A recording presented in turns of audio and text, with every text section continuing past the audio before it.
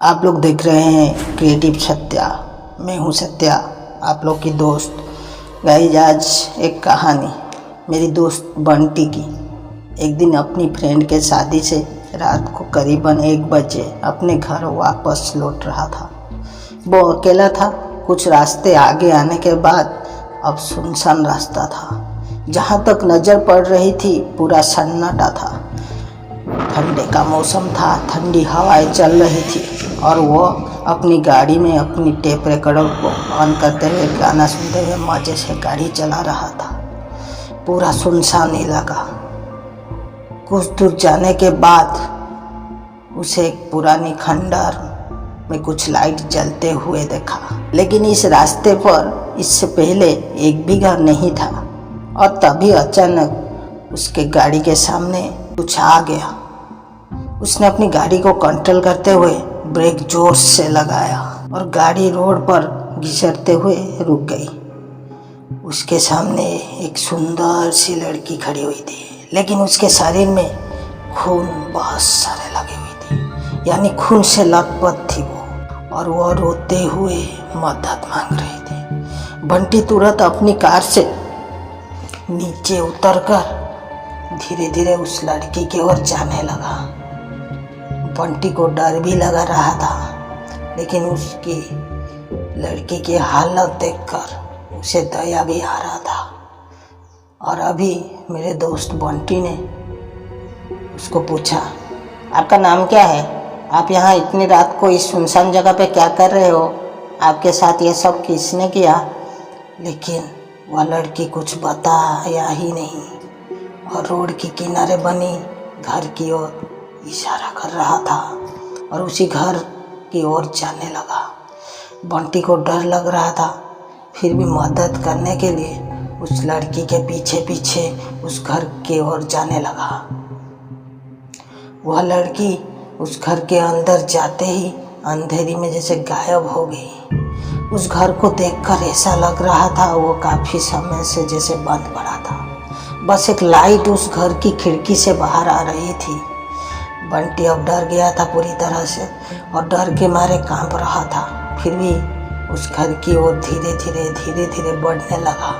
अब वो दरवाजे से घर में घुसने ही वाला था कि उसको पीछे से एक आवाज़ सुनाई दी। हे, वहाँ रुक जाओ, अंदर मत जाओ, पीछे आ जाओ, आगे मत बढ़ो बोल रहा हूँ, पीछे आ जाओ।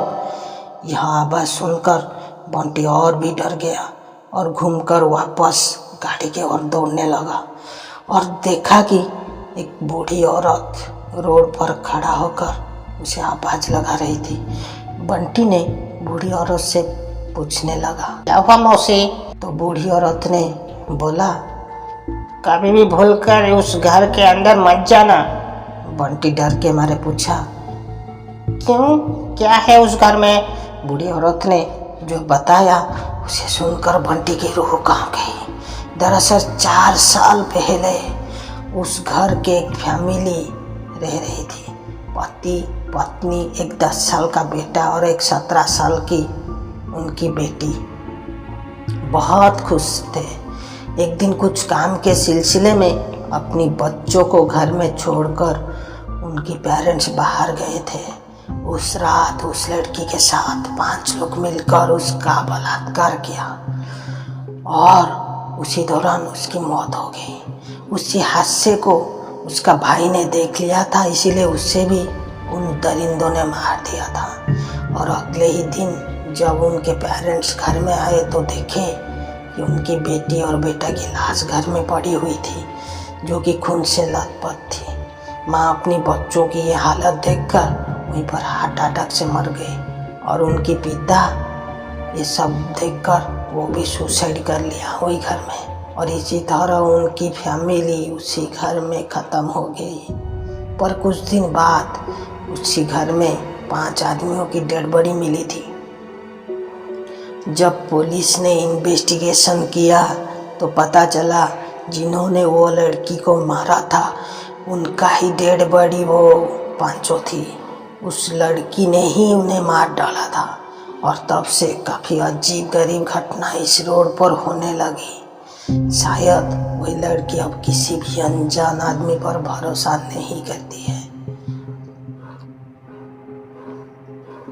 और ये सब सुनकर बंटी वहाँ से वापस आ गया और तभी से वो उस रास्ते में कभी भी नहीं जाता है, क्योंकि उस जगह का नाम सुनते ही उसका रूह कांप उठता है। सो गाइस, अगर ऐसी कहानी आप लोग को अच्छी लगती है और सुनने को चाहते हैं आप लोग, तो मेरे चैनल को एक लाइक कीजिए, शेयर कीजिए और मेरे चैनल को सब्सक्राइब कर लीजिए और घंटी का दबाना मत भूलिएगा। मैं जब भी नोटिफिकेशन वीडियो डालूँ आप लोग को नोटिफिकेशन आ जाए। Thank you guys.